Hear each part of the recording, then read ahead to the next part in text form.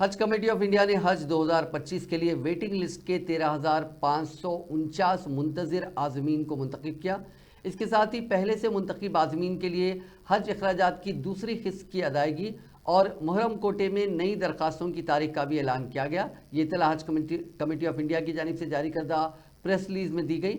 हज कमेटी ने 13,549 मुंतजिर आज़मीन को उन सीटों पर मुंतखब किया जो पहले मुंतखब आज़मीन की मनसूखी या पेशगी रकम जमा न कराने के बायस खाली रह गई थी। 9 मुंतखब आज़मीन को हज अखराजात की पहली और दूसरी किस्त की मजमूई रकम 2,72,300 रुपये जमा करनी है, जिसकी आखिरी तारीख 16 दिसंबर 2024 है। शिवसेना के रहनुमा एकनाथ शिंदे ने आज महाराष्ट्र के वजीर आला के ओहदे से इस्तीफा दे दिया, जबकि हुक्मरान महायुति इत्तेहाद ने असेंबली इंतखाबात में ज़बरदस्त जीत के बाद इख्तिदार बरकरार रखा है। शिंदे ने मंगल की सुबह गवर्नर CP राधाकृष्णन से राजभवन में मुलाकात की और अपना इस्तीफा पेश किया। इस मौके पर नायब वज़ीर आला देवेंद्र फडणवीस और अजीत पवार भी मौजूद थे। गवर्नर ने शिंदे से कहा कि वो निगरान वज़ीर आला के तौर पर काम करें जब तक कि नए वज़ीर आला की खिलाफवर्दारी नहीं हो जाती।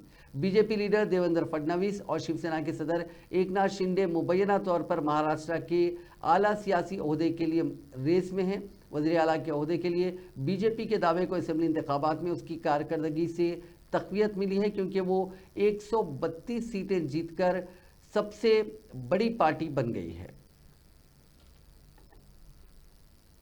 आंध्र प्रदेश के नायब वज़ीर आला और जनसेना पार्टी के सरबराह पवन कल्याण ने फिल्मसाज राम गोपाल वर्मा के खिलाफ दर्ज मुकदमात पर अहम तबसरे किए हैं। दिल्ली के दौरे के दौरान मीडिया से बात करते हुए पवन कल्याण ने कहा कि कानून नाफिज करने वाले इदारे प्रोटोकॉल के मुताबिक मामले देखेंगे। उन्होंने वाज़ेह किया कि कानून व नज़्म और वजारत दाखिला उनके दायरे अख्तियार में नहीं आते। पुलिस की मुबैना जानिबदाराना कार्रवाइयों पर बात करते हुए पवन कल्याण ने सवाल उठाया कि जो पुलिस चंद्रबाबू नायडू की हुकूमत के दौरान बेखौफ थी, वो अब क्यों हिचकिचा रही है। జగన్మోహన్ రెడ్డికి దాదాపు 1750 కోట్ల రూపాయలు ముడుపులు ముట్టినట్టుగా అమెరికన్ న్యాయస్థానంలో అభియోగాలు నమోదైనాయి. దానిపైన అది నేను లాస్ట్ 2-3 డేస్ నుంచి ఒకసారి మొత్తం పరిశీలిస్తా ఉన్నాను. ఒకసారి మన ముఖ్యమంత్రి గారితో మాట్లాడి దీని మీద కలిసి సమిష్టిగా ఒక నిర్ణయం మన అభిప్రాయం వీటన్నిటి మీద ఉన్నాయి డిమాండ్స్. వీటన్నిటిని పరిశీలించి దాని వెల్కమ్ దీన్ని తెలియజేస్తాం, మా అభిప్రాయం తెలియజేస్తాం. రాష్ట్రంలో రోజుకో కుంభకోణం బయటపడతాం. ఈరోజు మళ్ళీ తిరిగి కడప ఎయిర్పోర్టుకు సంబంధించి 150 కోట్లు, అట్లనే అంతకుముందు శ్రీకాకుళం జిల్లాలో కానీ అంటే సమోసాలకే 9 కోట్లు, అలా కదండి, సమోసాలకే 9 కోట్లు అనుకున్నప్పుడు ఇవన్నీ మనం చూడాలి. అంటే ఇది అంటే చాలా బాధ్యతారాహిత్యం, భయాలు లేవు, పారదర్శకత లేదు, అకౌంటబిలిటీ లేదు. ఇవన్నిటికీ వీఆర్ పేయింగ్ ద ప్రైస్. ఇదేంటి భవిష్యత్తులో ఇలాంటి పునరావృతం కాకుండా చూడాలి. ఒకటి వాళ్ళు చేసిన దానికి వాళ్ళని అకౌంటబిలిటీ తీసుకురావడం, 2 భవిష్యత్తులో ఇలాంటి పునరావృతం కాకుండా ఉండటం. వీటన్ని రెండింటి మీద ఆలోచిస్తారు. నోటీసులకి స్పందించకుండా ఆయన తప్పించుకుని తిరుగుతున్నారు. ఆయన ఒక్కళ్ళే గారు, మిగతా చాలా మంది కూడా విచారణకు రమ్మంటే రాకుండా తప్పించుకుని తిరుగుతున్నారని చెప్తున్నారు. పోలీసులు ఆ విధంగా వాళ్ళు పట్టుకోలేకపోతున్నారా, లేకపోతే ఏంటి అసలు? అంటే చిత్తశుద్ధి లేదా పోలీసులు వాళ్ళకి అరెస్ట్ చేయడానికి కానీ వాళ్ళు పట్టుకోవడానికి కానీ, లేదంటే వాళ్ళకి తిరుగుతున్నారా? ఏంటి సార్ అది? Let the police do their job, let me do my job. నా పని నేను చేసుకున్నాను, వాళ్ళ పని వాళ్ళు చేయాలి కదా. గత గవర్నమెంట్ లో అయితే ఎక్కడున్నా పట్టుకొచ్చేవాళ్ళు. అవునా? చెప్తున్నారు వాళ్ళు ఢిల్లీ నుంచి కూడా పట్టుకెళ్ళిన సందర్భాలు ఉన్నాయి. అలా అనిపించట్లేదా ఇప్పుడు? చంద్రబాబు గారి మీద नारायणपेट के मिगनूर के जिला परिषद हाई स्कूल में मंगल को समेत ग़िज़ा से कम 30 तुलबा मुतासिर हो गए। हालिया दिनों में स्कूल में समेत ग़िज़ा और खाने की अशिया में कीड़े पाए जाने की इत्तलात के दरमियान मंगल को यह वाक़या सामने आया। समेत ग़िज़ा से मुतासिर होने वाले तुलबा को फौरी तौर पर दवाखानों से रुजू कर दिया गया। उनमें मक्थल का सरकारी अस्पताल भी शामिल है। इत्तला के मुताबिक मिड डे मील के इस्तेमाल के बाद इन तुलबा ने दर्द शिकम और बेचैनी की शिकायत की। चूँकि वहाँ कोई एम्बुलेंस नहीं थी, इस वजह से उन तुलबा को कारों और दूसरी गाड़ियों के जरिए दवाखानों को मुंतकिल किया गया। गुज़िश्ता 4 शुबे को भी इस स्कूल में समेत ग़िज़ा से तकरीबन 50 तुलबा बीमार पड़ गए थे, जिनमें से 15 तुलबा को महबूब नगर के सरकारी दवाखाने से रुजू किया गया था। दवाखाने में उन तुलबा का इलाज जारी था कि हॉस्पिटल में उन्हें जो नाश्ता दिया गया उसमें कीड़े पाए गए थे। दूसरे दिन भी स्कूल में सरबराह करदा मिड डे मील में कीड़े पाए गए।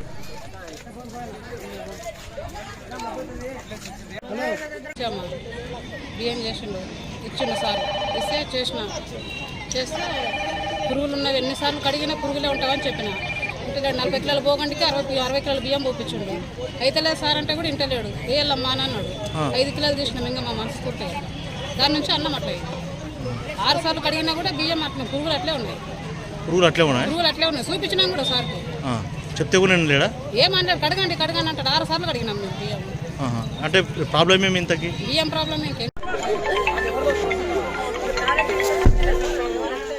हॉस्टल में नामुनासिब ग़िज़ा की फराहमी के सबब अलील तालिबाश शैलेजा जिसकी कल शहर हैदराबाद के निज़ाम इंस्टीट्यूट ऑफ मेडिकल साइंसेज में इलाज के दौरान मौत हो गई थी। उसकी लाश उसके आबाई गांव लाई गई। आसिफाबाद ज़िले के आश्रम स्कूल वानखेड़ी में नामुनासिब ग़िज़ा की वजह से दीगर तालिबात के साथ शैलेजा भी अलील हो गई थी। ये वाक़या 31 अक्टूबर को पेश आया था। उसकी लाश मंगल की सुबह धाबा गांव लाई गई, जहां उसकी आखिरी रसूमात अंजाम दी गई। इस तालिबा को दीगर 4 तालिबात के साथ चंद दिन पहले उसकी सेहत के खराब होने पर मंचरियाल के प्राइवेट अस्पताल में दाखिल करवाया गया था। तहम बादज़ा बेहतर इलाज के लिए उसे निम्स मुंतकिल किया गया। शैलेजा उन 63 तालिबात में से एक थी जो हॉस्टल में नामुनासिब ग़िज़ा के सबब मुतासिर हुई थी। उसकी लाश की आबाई गांव मुंतकली के मौके पर पुलिस का भारी बंदोबस्त देखा गया। इस वाक़े से गांव में गम की लहर दौड़ गई। हॉस्टल में नामुनासिब ग़िज़ा की फराहमी के सबब तालिबा की मौत के वाक़े के खिलाफ एहतजाज किया गया। आसिफाबाद ज़िले के आश्रम स्कूल वानखेड़ी में नामुनासिब ग़िज़ा की वजह से दीगर तालिबात के साथ शैलेजा भी अलील हो गई थी, जिसकी गुज़िश्ता रोज़ हैदराबाद के निम्स में इलाज के दौरान मौत हो गई थी। उसकी लाश उसके आबाई गांव लाई गई। मकामी अफराद ने इस वाक़े पर एहतजाज करते हुए शैलेजा के ख़ानदान के लिए इंसाफ को यकीनी बनाने का मुतालबा किया। बरहम मकामी अफराद ने कहा कि तालिबा की मौत हुक्काम की लापरवाही से हुई है। उन्होंने मुतालबा किया कि इस वाक़े के ज़िम्मेदारों के खिलाफ सख्त कार्रवाई की जाए। టెన్షన్ పడుతుందమ్మా చిన్నగా మాట్లాడమ్మా హలో గట్ల మాట్లాడు అమ్మి బాగుండదామా పానము ఓయమ్మా ఏడుతుంది మీరు అవన్నీ కూడా చెప్పండి ఇక మాట్లాడుతున్నా మీకు తెలుసు బిడ్డతో ఎట్లా మాట్లాడాలి ఆపండి ఇక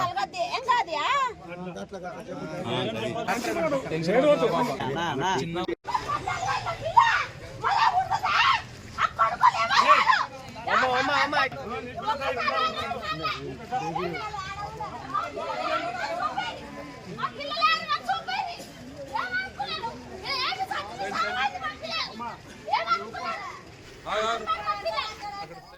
हल्का असेंबली निर्मल के दिलावरपुर मंडल मुस्तखर में मुजव्वज़ा एथेनॉल फैक्ट्री के खिलाफ तश्कील शुदा जॉइंट एक्शन कमेटी की जानिब से मंगल को निर्मल भैंसा कौमी शाहराह पर बड़े पैमाने पर रास्ता रोको एहतजाज मुनज़्ज़म किया गया, जिसमें मर्द व ख़वातीन बशमूल किसान और स्कूली बच्चे भी शामिल थे। एहतजाजी अपने हाथों में प्ले कार्ड्स थामे हुए थे जो एथेनॉल फैक्ट्री के क़याम की सख्ती से मुखालिफत कर रहे थे। चंद एहतजाजियों ने रास्ता रोको प्रोग्राम में किसी भी जमात के सियासी कायद की अदम शिरकत पर भी इजहार अफसोस किया और कहा कि गुज़िश्ता 1 साल से एथेनॉल फैक्ट्री के क़याम के खिलाफ दिलावरपुर और अतराफ व अकनाफ में रहने वाले अवाम की जानिब से मुख्तलिफ एहतजाजी मुजाहरे किए जा रहे हैं और बंद भी मना गया। ज़िले ओहदेदारों से मुतअद्दिद मरतबा नुमाइंदगियाँ भी की गई, लेकिन ये मसला जूं का तुम बरकरार है। एहतजाजियों ने कहा कि एथेनॉल फैक्ट्री के क़याम से न सिर्फ ताफुन फैलेगा बल्कि फसलों को नुकसान होगा और इंसानी सेहत भी मुतासिर होगी। हैदराबाद मेट्रो रेल शुरू होकर 28 नवंबर को 7 साल मुकम्मिल हो रहे हैं। ऐसे मौके पर रियासती हुकूमत मेट्रो रेल प्रोजेक्ट को शहर के दीगर इलाकों में तोसी देने के लिए दूसरे मरहले के कामों का आगाज़ किया, जिसके पेश नज़र Hyderabad airport metro rail limited और हैदराबाद मेट्रो रेल लिमिटेड के मैनेजिंग डायरेक्टर MVS रेड्डी ने प्रेस कॉन्फ्रेंस से खिताब करते हुए मेट्रो रेल प्रोजेक्ट को पहले मरहले और अंजाम दिए जाने वाले दूसरे मरहले की तफसीलात पेश की। उन्होंने बताया कि मेट्रो रेल प्रोजेक्ट के पहले मरहले के तहत 3 कॉरिडोर के तहत 69 किलोमीटर का अहाता किया गया, जिसमें 57 स्टेशन कायम किए गए। पहला कॉरिडोर मियाँपुर ता एलबी नगर 29 किलोमीटर के अहाते में 27 स्टेशन कायम किए गए। दूसरा कॉरिडोर जेबीएस ता एमजीबीएस 11 किलोमीटर में 8 स्टेशन कायम किए गए और तीसरा कॉरिडोर नागौल ता रायदुर्ग 29 किलोमीटर में 22 स्टेशन कायम किए गए। उन्होंने बताया कि ये दुनिया का सबसे बड़ा पब्लिक प्राइवेट पार्टनरशिप प्रोजेक्ट है जो मुकम्मल तौर पर एलिवेटेड मेट्रो है। उन्होंने कहा कि इस प्रोजेक्ट पर 22,148 करोड़ रुपए खर्च किए गए, जिसमें तेलंगाना हुकूमत के 2,970 करोड़ रुपए, मरकजी हुकूमत के 1,204 करोड़ और एल&टी मेट्रो के 17,974 करोड़ रुपए शामिल हैं। हम पूरे बताया, विस्तार से बताया क्या क्या हो रहा है, क्या क्या करना, कैसा सेलेक्ट किया, रूट्स को कैसा सेलेक्ट किया, ओल्ड सिटी में कैसा करेंगे, ये पूरे हम बताया। 5 कॉरिडोर्स हैं, ये 5 कॉरिडोर्स टोटल 76 किलोमीटर 76.4 किलोमीटर्स का है।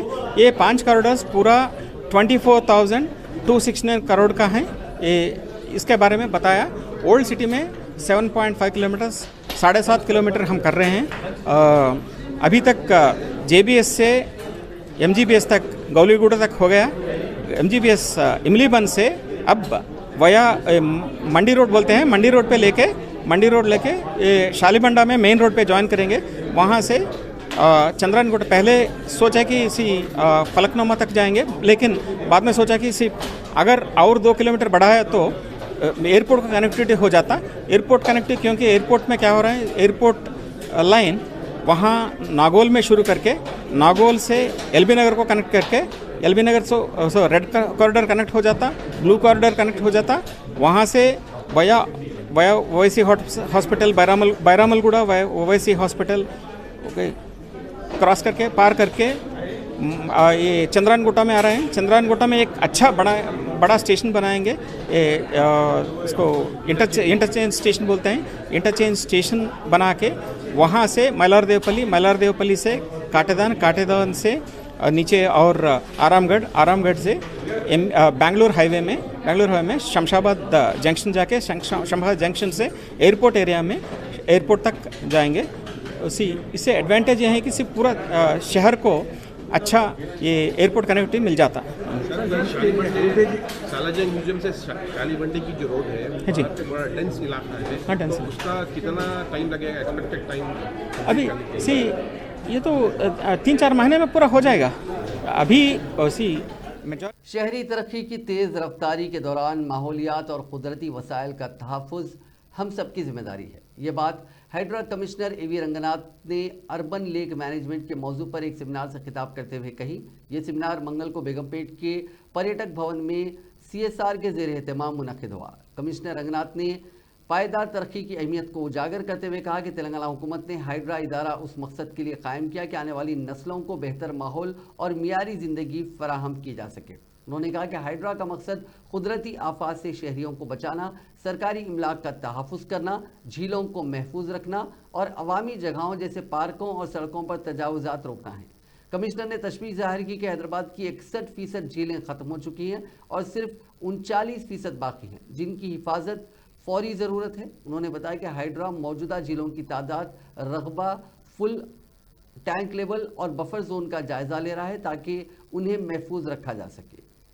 ఇక్కడ హైదరాబాద్లో నీరి national environmental engineering research institute ఆధ్వర్యంలో ఈ brain storming session on urban lake management అనేది ఈ సెషన్ ఇక్కడ కండక్ట్ చేయడం జరుగుతుంది. దీనికి సంబంధించి వారి డైరెక్టర్ గారు డాక్టర్ వైద్య గారు, అట్లనే డాక్టర్ దినేష్ గారు, ఎక్స్ డైరెక్టర్ అయిన నేషనల్ ఇన్స్టిట్యూట్ ఆఫ్ న్యూట్రిషన్, ఇంకా ఇతర ఎక్స్పర్ట్స్ అండ్ ఇక్కడ రీజనల్ హెడ్ ఉన్నటువంటి డాక్టర్ బాషా గారు, వీరందరి ఆధ్వర్యంలో ఇక్కడ ఈ వర్క్షాప్ జరుగుతుంది.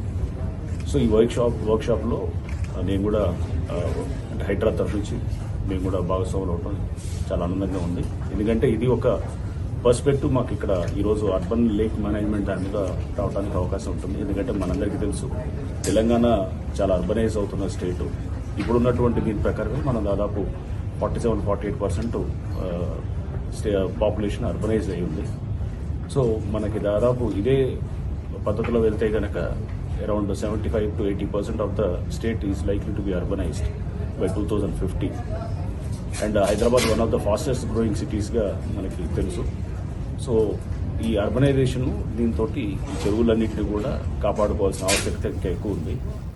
हैदराबाद में पुलिस ने मूसा नदी में सनती फुजला छोड़ने की कोशिश पर लॉरी ड्राइवर को हिरासत में ले लिया और टैंकर को जब्त कर लिया। इसके जरिए सनती फुजला मूसा नदी में डालने की कोशिश की जा रही थी। लंगर हाउस इलाके में मकामी अफराद ने एक लॉरी ड्राइवर को देखा जो मुबैना तौर पर टैंकर से केमिकल के फुजले को मूसा नदी में बहाने की कोशिश कर रहा था। मकामी अफराद के मुताबिक बड़ा टैंकर पीर की रात राम मंदिर लंगर हाउस के करीब मूसा नदी के किनारे ठहराया गया। रात के आखिरी पहर में हाइड्रोक्लोरिक एसिड के साथ बड़े टैंकर को देखकर मकामी अफराद ने ड्राइवर को पकड़ लिया। पूछगछ पर ड्राइवर ने बताया कि उससे कहा गया था कि वो केमिकल के फुजले को मूसी नदी में बहा दे। मकामी अफराद ने पुलिस को इत्तला दी, जिसने मौके पर पहुंचकर ड्राइवर को हिरासत में लिया और टैंकर को जब्त कर लिया।